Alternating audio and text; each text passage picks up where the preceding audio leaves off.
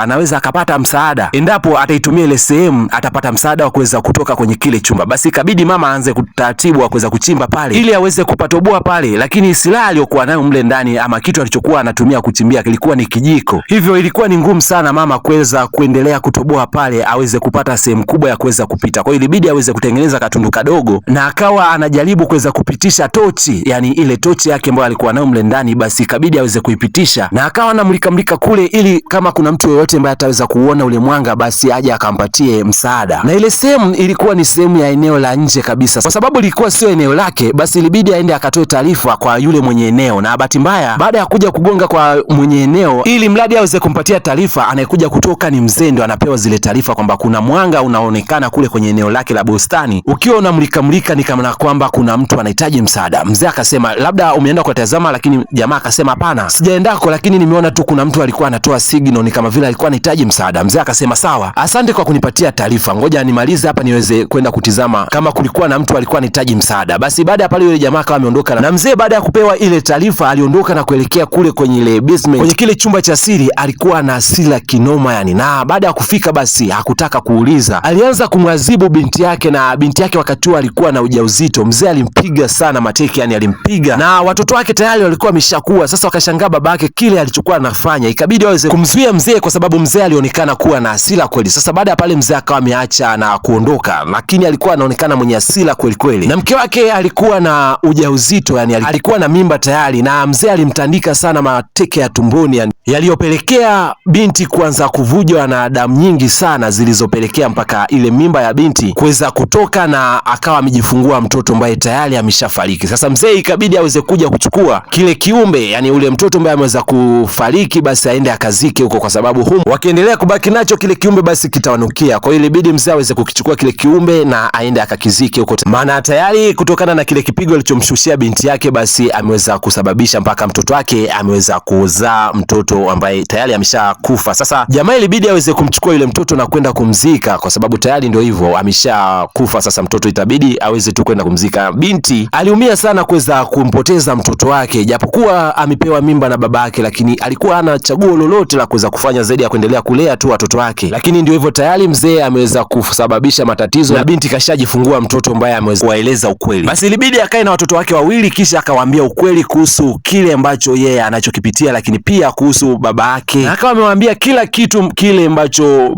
bibia anachokipitia na kuhusu maisha yote anayopitia. Basi watoto akawa wamemwelewa. Siku ya leo mzee alivyokuja, mama alionekana kuja juu sana, na akawa anahitaji aweze kuachiwa watoto wake waweze kutoka nje. Sasa baba baada ya kuonekana kuwa mkali, kijana wake wa kiume pia akawa ameingilia lile swala, na ni kitu ambacho kilimshtua sana mzee, na akaona kwamba hawa watoto tayari wameshakuwa wakubwa, na akiendelea kuwa anaenda mle ndani, ipo siku moja watakuja wamtoe roho. Basi akaamua kupitishia hewa chafu iingie mle ndani ili aweze kuangamiza kabisa, kwa sababu aliona kama akiendelea waweka mle ndani, ipo siku moja watakuja wapate nafasi watoke na watakuja wamletee matatizo. Basi aliamua kuangamiza kabisa ili kufuta kabisa ushahidi wa kile ambacho kinachoendelea mle ndani. Mzee ilibidi aweze kupitisha hewa chafu kuelekea kule kwenye kile chumba cha siri ili kuangamiza wale watoto wake, lakini pia na yule binti ambaye ni mtoto wake pia. Sasa ule moshi ukawa unaendelea kuingia mle ndani. Kumbuka chumba chenyewe kilikuwa kipitishi hewa, kwa hiyo ile hewa iliyokuwa ikiingia mle ilikuwa ni hewa chafu, ilikuwa inavuruga kabisa mazingira. Na kutokana na ile hali kulikuwa na yule mtoto ambaye ni mgonjwa pia alikuwa yake, lakini huyu ni baba yake kabisa mzazi. Mtoto akawa anamuuliza swali gumu sana kuhusiana na swali zima la mama yake, ni wapi alienda, ni kipi ambacho kiliwakuta. Baba alibaki bila majibu. Sasa wakati huo huko kwenye kile chumba, baada ya ile hewa kuanza kuingia mle kwenye kile chumba, mtoto yule ambaye alikuwa kama na allergy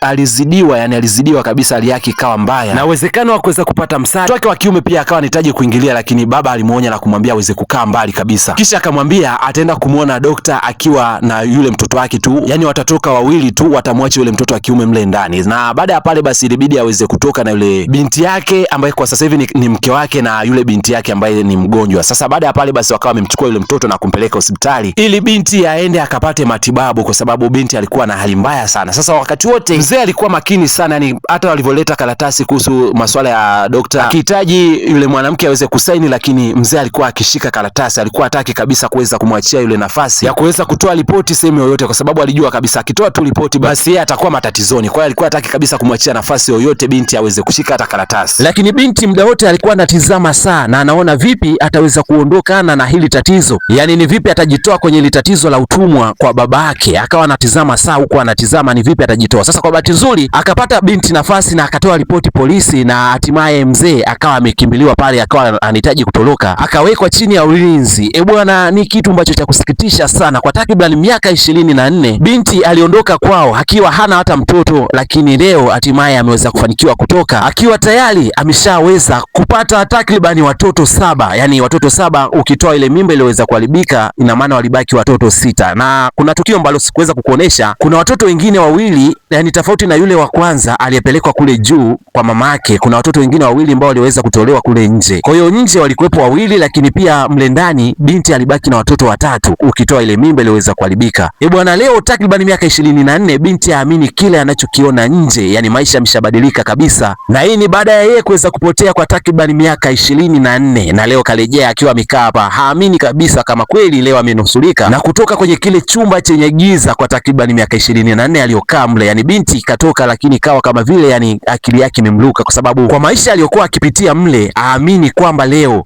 hii yuko huru kabisa, na akiwa kwenye mazingira ya nje, na akiwa ameungana na familia yake baada ya kupotea kwa miaka 24. Bwana, mzee yule aliweza kukamatwa na kupelekwa polisi na kuhukumiwa kifungo cha maisha jela kutokana na tukio zima la kuweza kumbaka binti yake na kumfungia kwenye chumba kwa takriban miaka 24. Bwana, wewe unadhani ni hukumu gani nyingine ambayo ilikuwa inamhusu yule mzee ili iweze kuwa angalau ina unafuu kabisa kuweza kulipiza kisasi kwa binti?